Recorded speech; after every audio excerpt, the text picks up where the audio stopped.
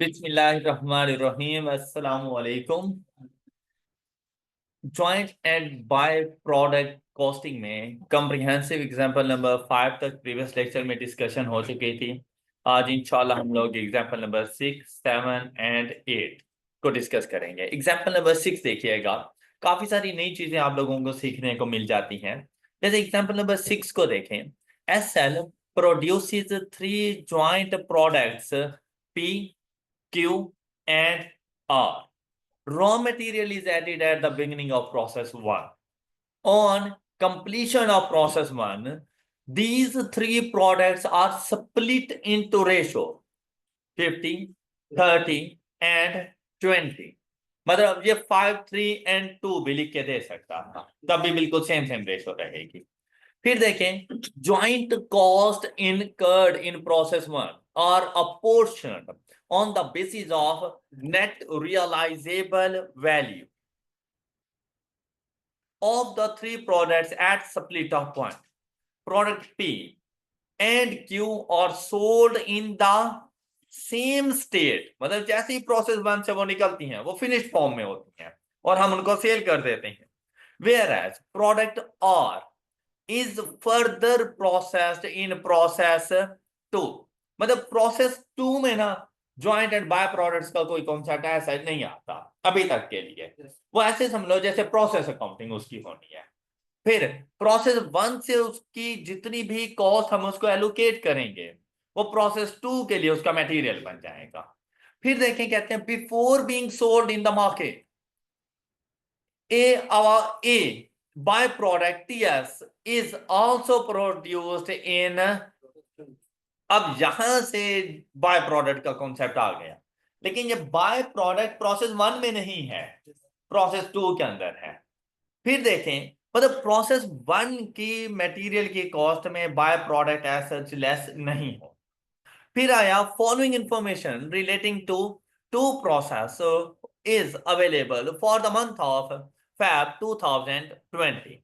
Raw material at rupees, और ये आपको किलोग्राम बताए गए, तो आप लोग वैल्यू का पता कर सकते हैं।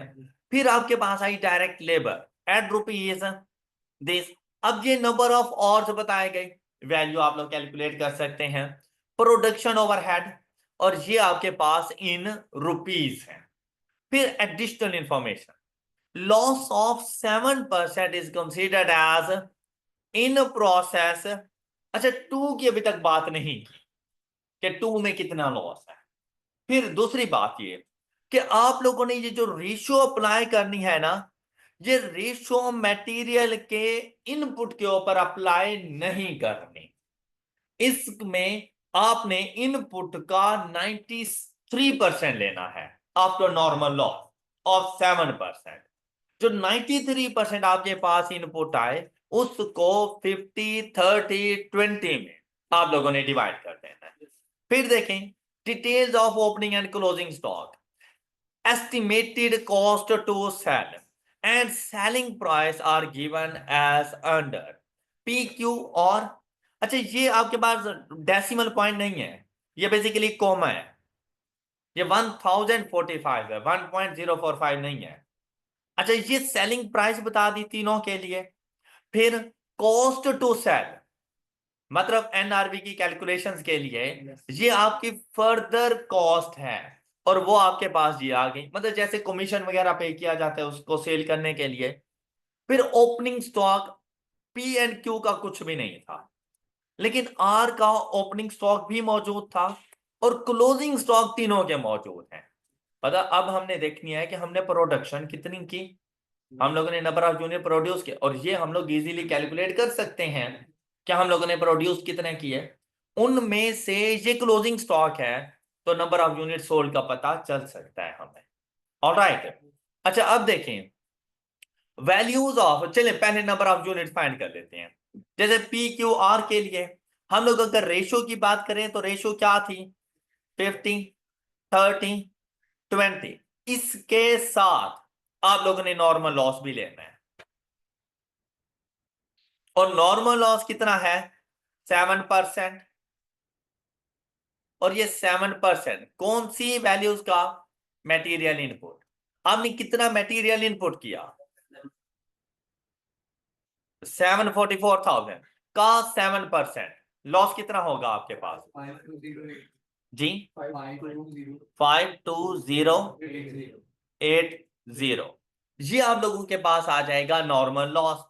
अब आप देखें कि इसमें से अगर इसको माइनस करें तो रिमेनिंग किलोग्राम आउटपुट आपके पास कितने आ रहे हैं? 691920। अच्छा, मल्टीप्लाइड बाय, अब जब रेशो का कॉन्सेप्ट होता है, सपोज आपने पी के लिए नंबर ऑफ यूनिट फाइंड करने हैं, तो पी की रेशो डिवाइडेड बाय रेशोज का सम। तो रेशोज का सम कितना आ गया? 100। सपोज अगर ये होता ना 532, तो 5 डिवाइडेड बाय 10।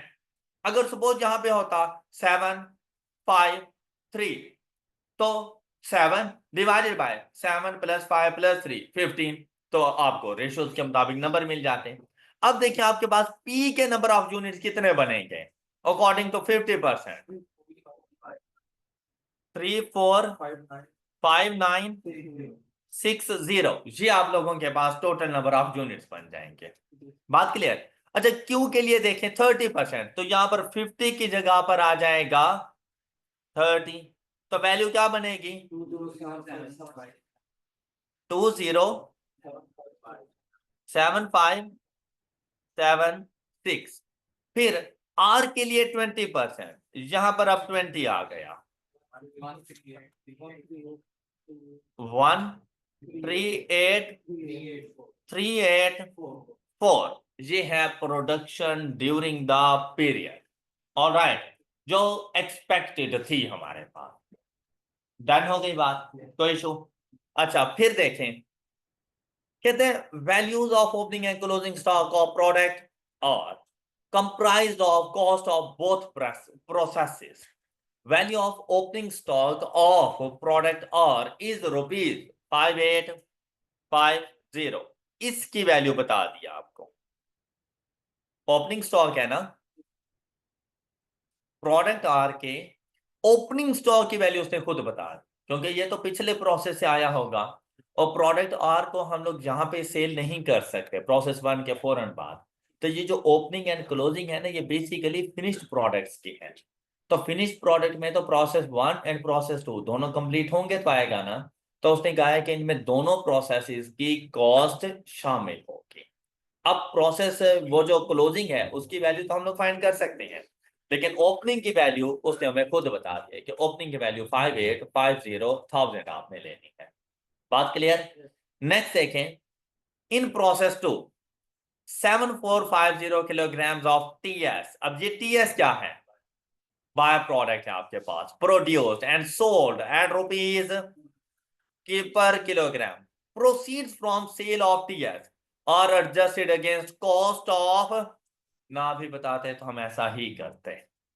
ये प्रोसेस 1 में आ ही नहीं सकती थी, जब बनी नहीं है तो आएगी कैसे? Clear?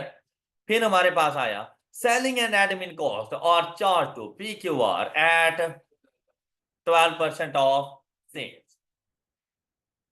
FIFO method is used for inventory valuation, और हम लोगों ने बतानी है product wise income statement for the month of Feb is given below.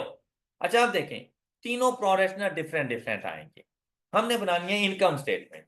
तो इनकम स्टेटमेंट के लिए आपको रेवेन्यू का पता होना चाहिए, और रेवेन्यू के लिए आपको नंबर ऑफ यूनिट सोल्ड का पता होना चाहिए।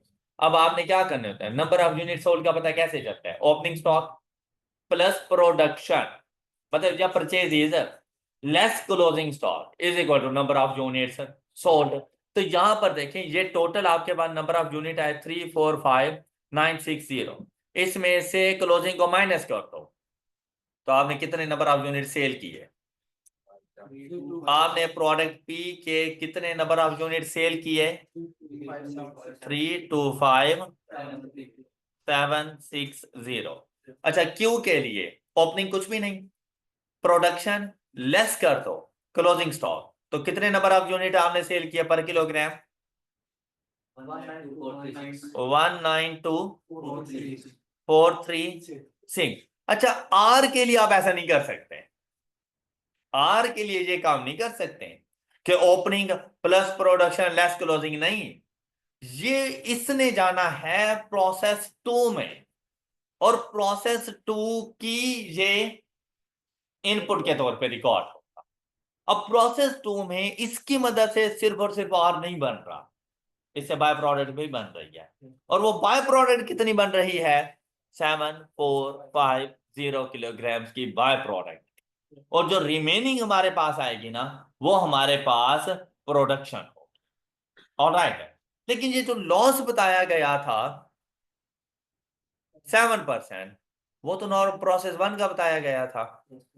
ऑलराइट, और उसने ये नहीं बताया कि हमारे पास बाकी किस तरह से हमने इन चीजों को लेके चलना है। तो आप ये देखो 138 384 में से 7450 किलोग्राम तो बाय प्रोडक्ट है, तो बाकी अमाउंट कितनी बच गई? तो प्रोडक्ट और कितना बन रहा है हमारे पास? 130,934, इनमें ओपनिंग ऐड कर दो 7800 और क्लोजिंग लेस कर दो 48,134। तो कितने नंबर ऑफ यूनिट सेल किए? 906,000। ये बात समझ आ गई सब बच्चों को?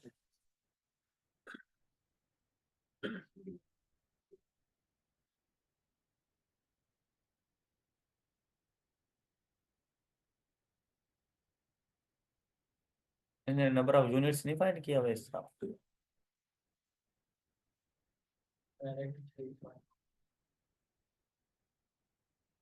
नंबर ऑफ यूनिट्स भी तो होंगे ना।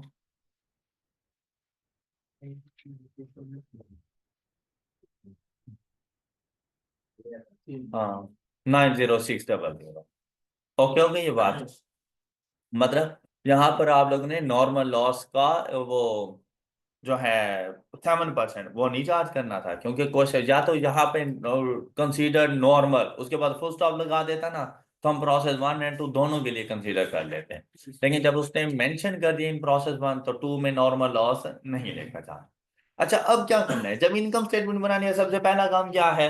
रेवेन्यू की कैलकुलेशन। तो आपने पहले नंबर ऑफ यूनिट सोल्ड को देखना था। नंबर ऑफ यूनिट सोल्ड के बाद आप लोगों ने उसको सेलिंग प्राइस, अब जहां सर देखें तो सेलिंग प्राइस में कॉस्ट ऑफ सेल भी आपके पास 15 क्या आ रही है, तो बेसिकली आपके पास टोटल वैल्यू कितनी आ जाएगी इससे?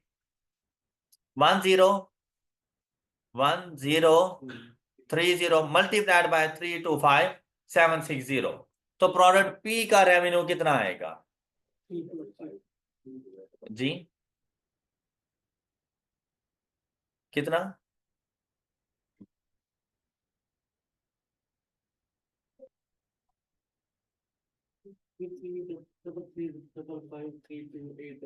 अच्छा, इसको 1045 से मल्टीप्लाई करना।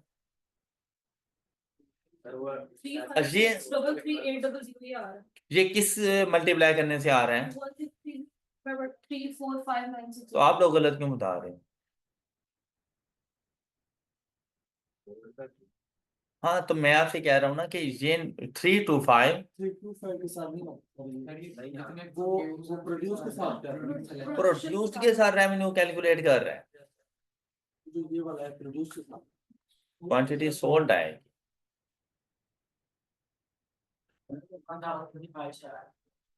प्रोडक्ट वाइज इनकम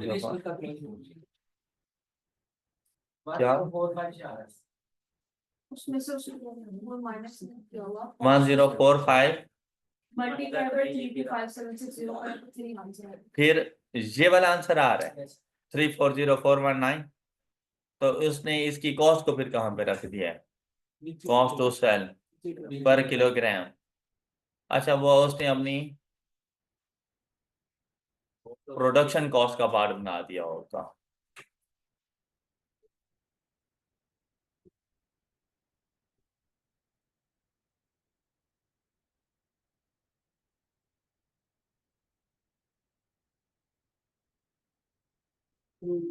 डिस्ट्रीब्यूशन और बाद में करेंगे 12%।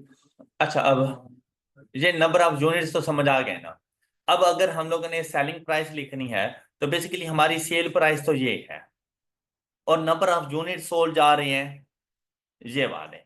इसके मुताबिक देखिए हमारा रेवेन्यू कितना आ रहा है। 3404 ये वाली अमाउंट आ गई 340419200। ऑलराइट, इसी तरह से number of unit sold off product Q multiplied by 960 184,738,560।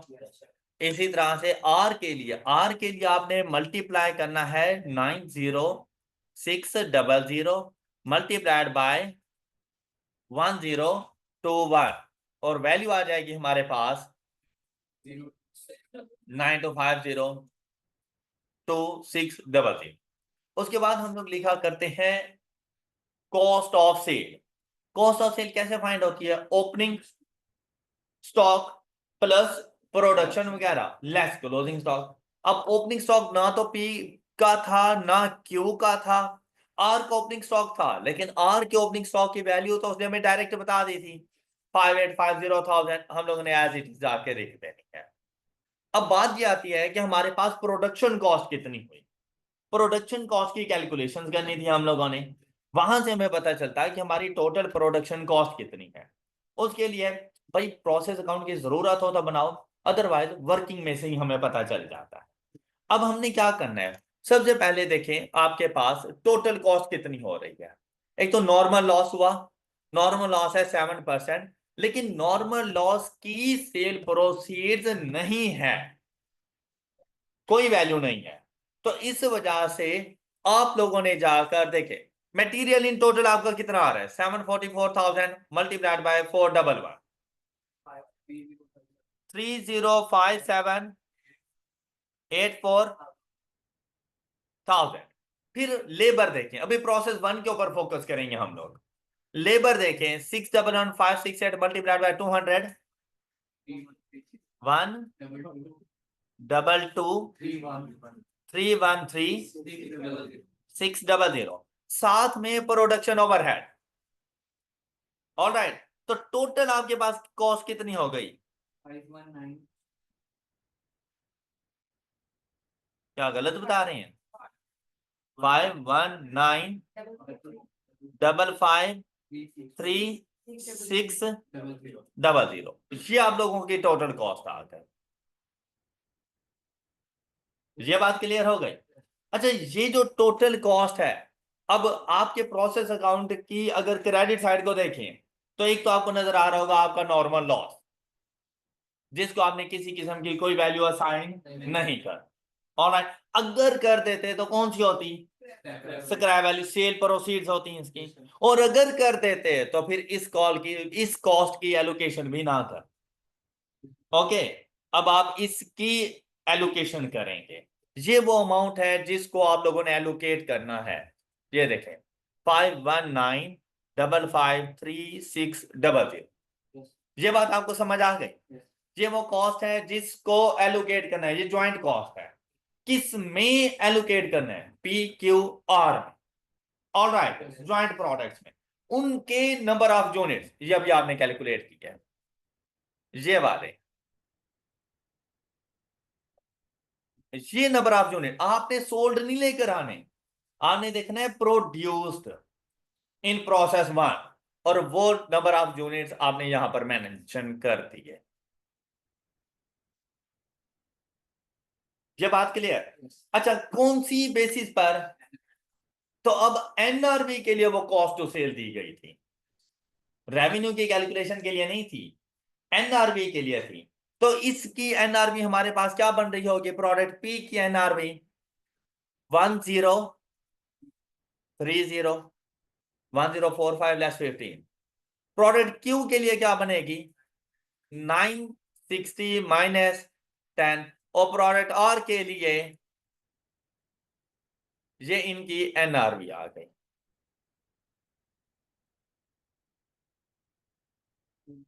ये मतलब ये इस तरह की ये आ गई ना आपके पास, selling price less estimated cost to sell, ये आप लोगों के पास वैल्यूज आ गई। अच्छा, इसके बाद इसने क्या किया कि देखिए भाई पी एंड क्यू तो कंप्लीट हो चुका है, इसके ऊपर किसी किस्म की कोई फर्दर प्रोसेसिंग कॉस्ट नहीं है। लेकिन आपकी प्रोडक्ट आर के ऊपर तो है ना फर्दर प्रोसेसिंग कॉस्ट, और फर्दर प्रोसेसिंग कॉस्ट आपकी प्रोडक्ट आर के ऊपर क्या आ रही है, यहां पर देखें कौन कौन सी प्रोसेस 2 में थी, लेबर थी 5545 मल्टीप्लाइड बाय 200, इसी तरह से 7230,000 इन टोटल प्रोडक्शन ओवरहेड है आप लोगों के पास। तो आप लोग और साथ में by product 7450 at the rate of 175 आपकी कॉस्ट को डिक्रीज करेगी। बात क्लियर हो गई? अब यहां पर देखें जरा, ये टोटल है आपके पास लेबर कॉस्ट मल्टीप्लाई करने के बाद, ये टोटल लेबर कॉस्ट है। अब आपने इसको डिवाइड करना है नंबर ऑफ यूनिट्स, और ये नंबर ऑफ यूनिट्स आप लोगों के पास कैसे आएंगे, उसके लिए उसने आपको वर्किंग करके दी, वर्किंग नंबर 5। ये देखें, कॉस्ट ट्रांसफर फ्रॉम प्रोसेस 1, ये टोटल लेबर कॉस्ट आ गई, ये टोटल प्रोडक्शन कॉस्ट आ गई, ये इन टोटल आपकी कॉस्ट हो गई। इसमें से बाय प्रोडक्ट की कॉस्ट की सेल प्रोसीड्स आप लोगों ने लेस की, ये आ गई प्रोडक्ट आर की टोटल कॉस्ट। ये बात समझ आ गई? अब आपने देखनी है इसकी पर यूनिट कॉस्ट। अब ये पर यूनिट कॉस्ट कैसे आएगी, ये total cost divided by number of units, और ये नंबर ऑफ यूनिट्स आपके पास कैसे आ रहे हैं,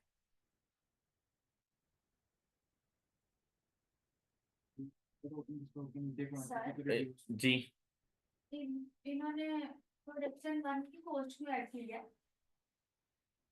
आर को कंप्लीट करने के लिए प्रोडक्शन 1 की कॉस्ट नहीं, वो पर यूनिट कॉस्ट फाइंड कर रहा है कि एक यूनिट ऑफ प्रोडक्ट आर बनाने के लिए टोटल कॉस्ट कितनी आएगी, वो ये अभी कैलकुलेट कर रहा है। ओके, अच्छा अब यहां पर अगर आप लोग देखें तो भाई मेरे पास ये इनपुट था प्रोडक्ट आर का, उसमें से बाय प्रोडक्ट जैसे ही हम लोगों ने लेस की थी तो हमारे पास ये वैल्यू क्या बन गई थी, बाय प्रोडक्ट लेस की, फिर हम लोगों ने ओपनिंग क्लोजिंग क्यों किया, तो ये तो सोल्ड बन गए थे। लेकिन ये वो यूनिट से जो हम लोगों ने मतलब प्रोडक्शन में लेकर गए, इसमें से बाय प्रोडक्ट लेस हो गई। क्यों लेस हुई? क्योंकि हमारे पास हमने उसकी कॉस्ट को भी तो लेस किया है ना, सेल प्रोसीड को लेस किया, तो एक्सपेक्टेड नंबर ऑफ यूनिट्स में बाय प्रोडक्ट्स के नंबर ऑफ यूनिट्स लेस हो गए। तो हमारे पास कितने नंबर ऑफ यूनिट्स बन गए, 130934। ये आपने पर यूनिट कॉस्ट डिटरमिन कर दी कि आपके एक यूनिट की कॉस्ट कितनी आएगी, 844.87। बात क्लियर? अच्छा अब देखिएगा यहां पर ये टोटल लेबर कॉस्ट आ रही है इन प्रोसेस 2, कितने नंबर ऑफ यूनिट्स की, तो उसने डिवाइडेड बाय कर दिया एक्सपेक्टेड आउटपुट, एक्सपेक्ट तो एक यूनिट की लेबर कॉस्ट। फिर अगर फैक्ट्री ओवरहेड की बात करें, ये इन टोटल थे डिवाइडेड बाय एक्सपेक्टेड आउटपुट, ये पर यूनिट फैक्ट्री ओवरहेड आते हैं, और साथ में सेल ऑफ बाय प्रोडक्ट। अब ये total value divided by expected output के हर आउटपुट हर यूनिट के ऊपर कितनी अमाउंट जाएगी, तो यहां से ये मेरे पास वैल्यू आ गई। ये बात क्लियर है? ये बात क्लियर है? तो फर्दर प्रोसेसिंग कॉस्ट कितनी बन जानी है,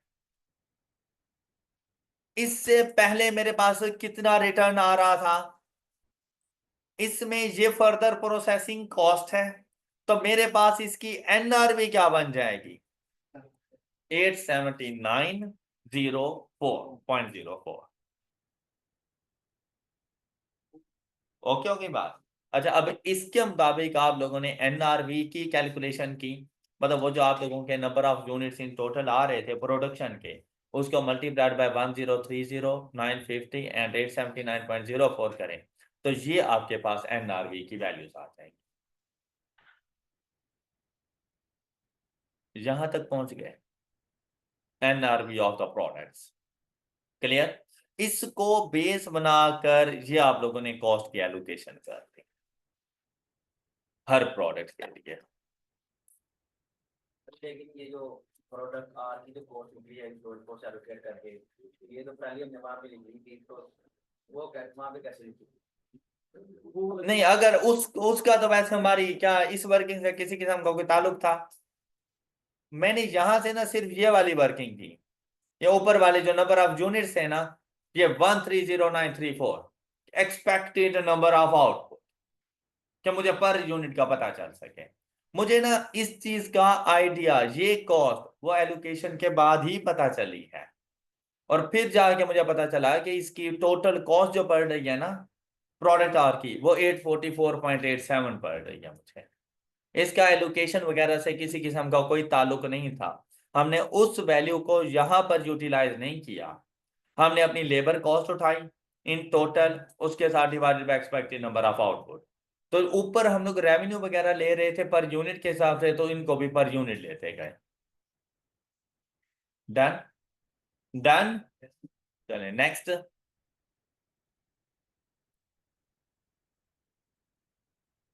अब क्या चीज डिस्कस करनी है इसमें? ये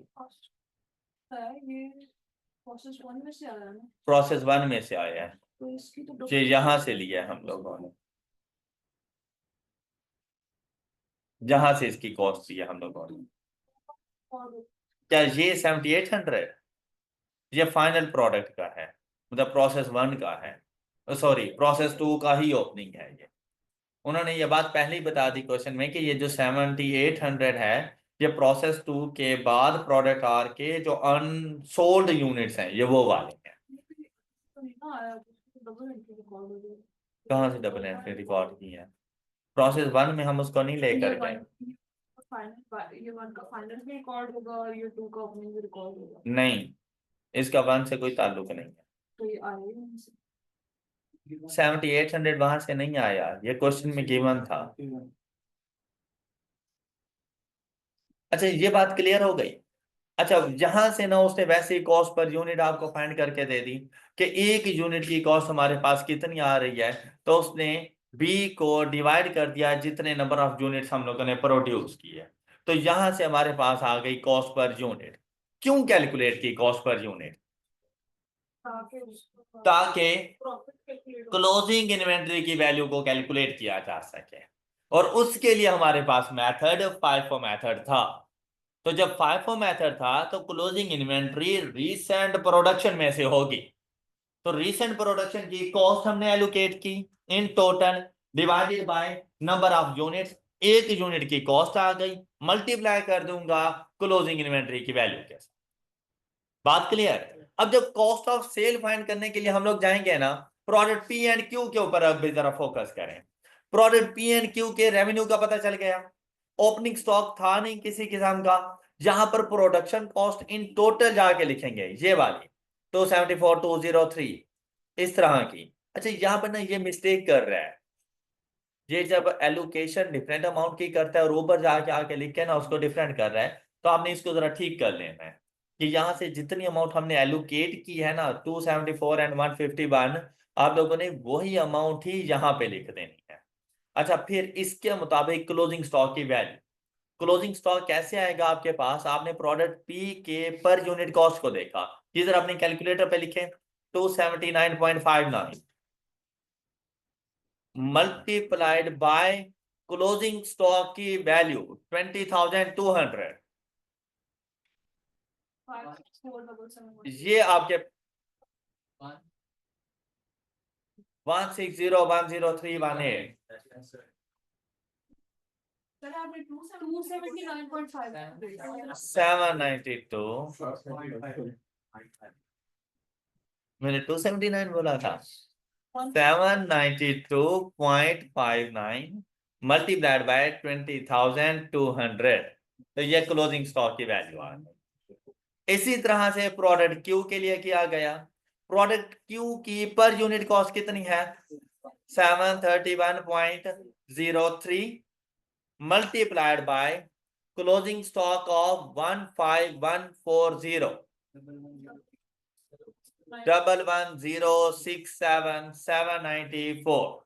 ऑलराइट। अच्छा, अब प्रोडक्ट क्यू के क्लोजिंग स्टॉक देखो भाई, प्रोसेस 1 से तो आना नहीं था, प्रोसेस 1 से उसको जो कॉस्ट मिली वो ये वाली थी इस पर फर्दर प्रोसेसिंग कॉस्ट आई, ये देखें, labour, overhead, sale proceeds of by product less की टोटल कॉस्ट, तो एक यूनिट की कॉस्ट कितनी बन रही है?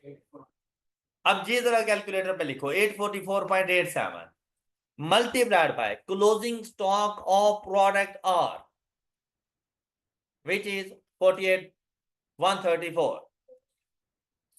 अब देखो ये आपने कैलकुलेट कर लिया, 40,666,973 ओपनिंग उसने खुद बता दिया था, और प्रोडक्शन का आपको पता चल गया कि टोटल प्रोडक्शन कॉस्ट आपने यहां पर ये वाली लिखनी है जो हम लोगों ने एट द एंड कैलकुलेट की। ये टोटल प्रोडक्शन कॉस्ट आप लोगों के पास आ जाएगी 110,622,450। All right, all right. अच्छा, यहां से फिर आप लोगों के पास ये कॉस्ट ऑफ सेल बन गई, यहां से ये ग्रॉस प्रॉफिट आ गया। ग्रॉस प्रॉफिट के बाद लिखे जाते हैं सेलिंग एंड एडमिन एक्सपेंसेस, और वो उसने क्या बताए थे? 12% ऑफ रेवेन्यू। तो रेवेन्यू का 12% सेलिंग एडमिन एक्सपेंसेस, और आपको मिल जाएंगे आपके नेट प्रॉफिट।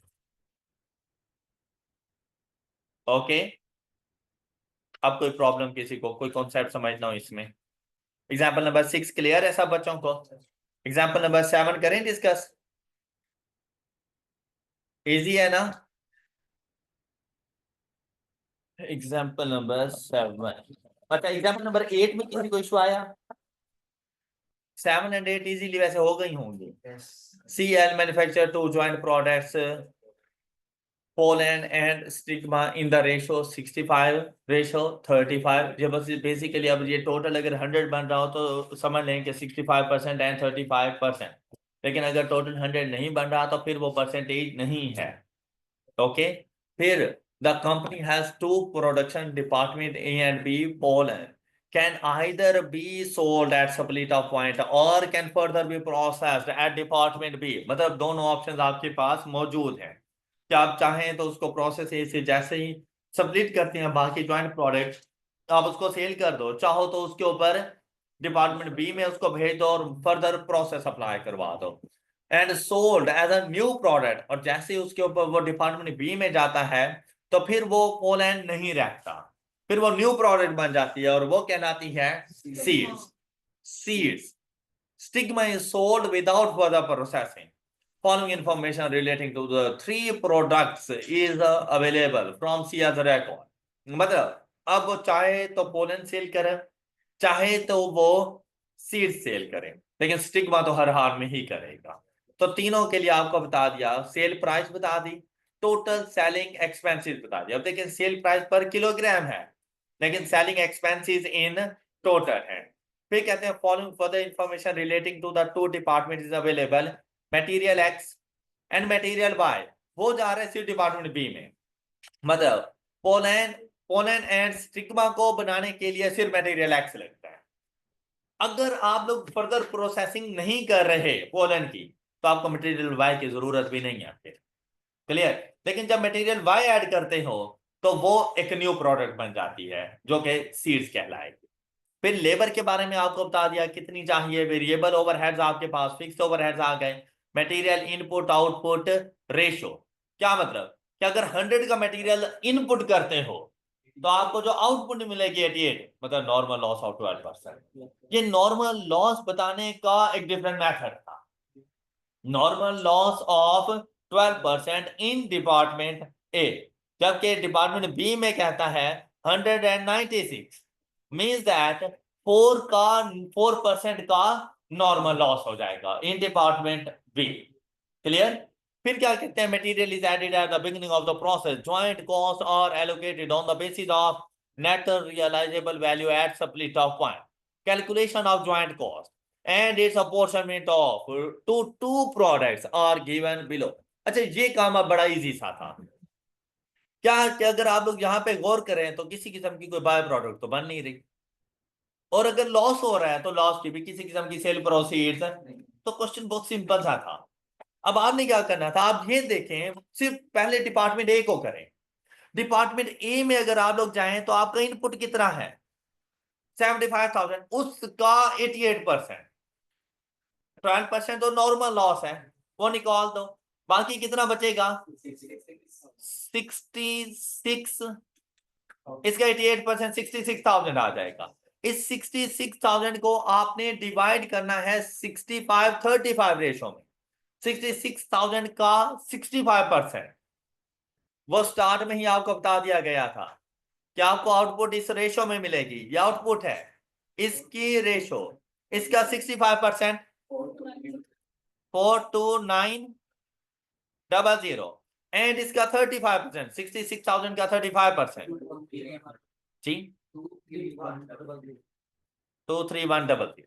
बात क्लियर? अच्छा, ये जो है ना 42,900, ये है पोलन, एंड ये है, और ये है इनकी क्वांटिटी। ओके ओके, बात, ये बात क्लियर है सब बच्चों को? अच्छा, फिर अगर मैं सपोज के प्रोडक्ट 2 की बात करूं, तो प्रोडक्ट 2 के लिए, प्रोडक्ट बी के लिए, इसके लिए डिपार्टमेंट बी के लिए इनपुट कितना होगा? 42900। लेकिन मुझे आउटपुट कितना मिलेगा? इस 42900 का 96%, which is equal to 411।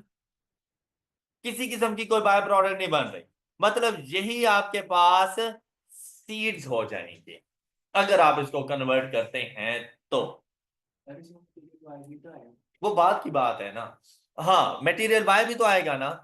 42,900 plus 12,000, 42,900 department B में 42,900 from department A plus 12,000, total input कितनी हो गई? 54,900, इसका 96%, 52, ये आपके पास आ जाएंगी सीड्स। ओके हो गई बात? क्लियर? अच्छा, अब नेक्स्ट क्या कहता है? कहता है कि भाई प्रोडक्ट डिपार्टमेंट ए में जॉइंट कॉस्ट की एलोकेशन। अब सबसे पहले तो देखो ना जॉइंट कॉस्ट कितनी है। अब जॉइंट कॉस्ट कितनी मिलेगी? 75,000 multiplied by 60। Direct material 75,000 multiplied by 60, 45,100,000। अच्छा, लेबर 150 मल्टीप्लाइड बाय 12,000, 1800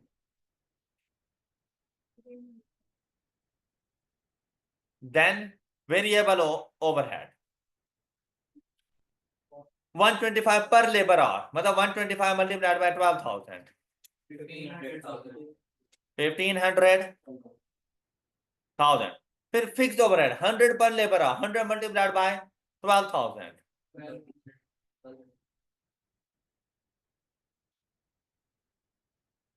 1200,000। चल, ये टोटल कॉस्ट ना क्या? 9 मिलियन।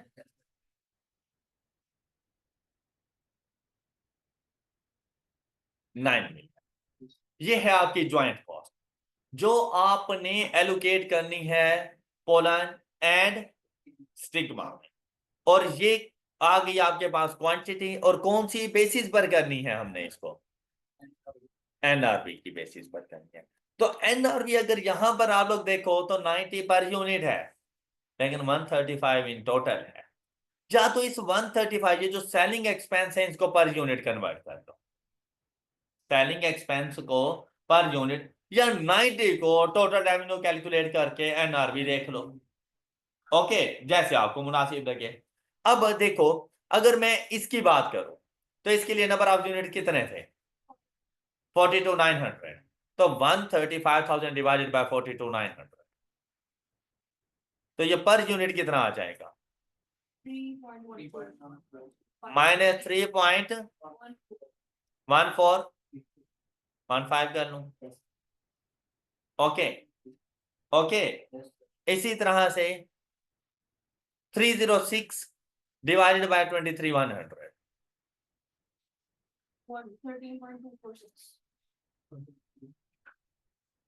2 254. 5। अब यहां से इनकी एनआरवी की वैल्यू आ सकती है। देखिए क्या एनआरवी आ रही है आपके पास,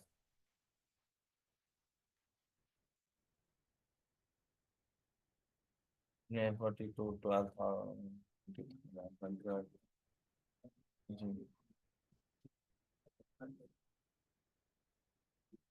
हाँ जी। देखिए जरा एनआरवी की वैल्यू आपके पास क्या आ रही थी, यहां से पर यूनिट एनआरवी और 86.85 मल्टीप्लाइड बाय 42,900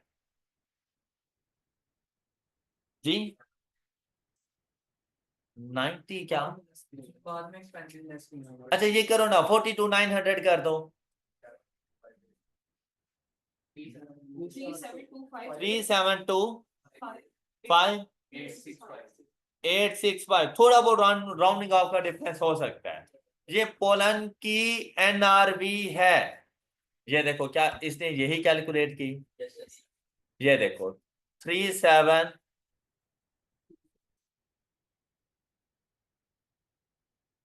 बात क्लियर। अब ये वही बात है कि टोटल से करो चाहे पर यूनिट से करो। अब सेलिंग प्राइस पर यूनिट थी, मैंने कॉस्ट को पर यूनिट किया, एनआरवी पर यूनिट आ गई, फिर उसको अपने नंबर ऑफ यूनिट से कैलकुलेट किया, टोटल एनआरवी आ गई। अब सेलिंग प्राइस को नंबर ऑफ यूनिट से मल्टीप्लाई करके रेवेन्यू टोटल कर लो, उसमें से एक्सपेंसेस टोटल ऑलरेडी गिवन थे वो माइनस कर दो, तब भी 3726 ही आपके पास आ जाएगा। हमें टोटल एनआरवी चाहिए, इवन के अगर पर यूनिट ना भी कैलकुलेट करो तो फर्क नहीं पड़ता, हमें टोटल एनआरवी चाहिए उन नंबर ऑफ यूनिट्स। क्लियर हो गई बात। इसी तरह से आप लोग स्टिग्मा के लिए कर सकते थे, पर यूनिट देखो कितना आ रहा है, 300 में से माइनस कर दो 13.25, तो वैल्यू आ जाएगी 286.75, 286.75 मल्टीप्लाइड बाय 23100 66925। अब उन्होंने क्या लिखा हुआ होगा 6624 राउंड ऑफ करके, ये देखो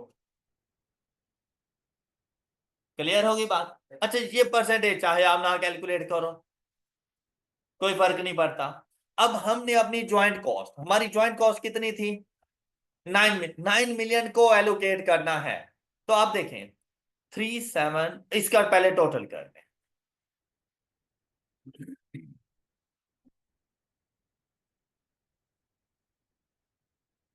1034,9790. 10349790। अच्छा numerator 3725865 divided by 10349790 multiplied by 9 million. Multiply किससे करना? 9 मिलियन। जीरो एक को काउंट करने देते हैं सर। 3239948, 9 मिलियन में से ये माइनस कर दो, आपके पास कुछ और आ रही है वैल्यू, कैलकुलेट ही नहीं कर रहे, किया हुआ है बुक पे किया हुआ 576005 और ये 9 मिलियन के इक्वल हो गया। ओके यही कॉस्ट थी जो हम लोगों ने बतानी थी उसको, यार सर इससे आसान है इसकी परसेंट को मालूम उसको निकाल दें, परसेंटेज निकालने के लिए भी तो फ्रैक्शन तो बनानी ही पड़ेगी, करेंगे माइनस करेंगे तो परसेंटेज निकालने के लिए तो फ्रैक्शन बनाओगे ना।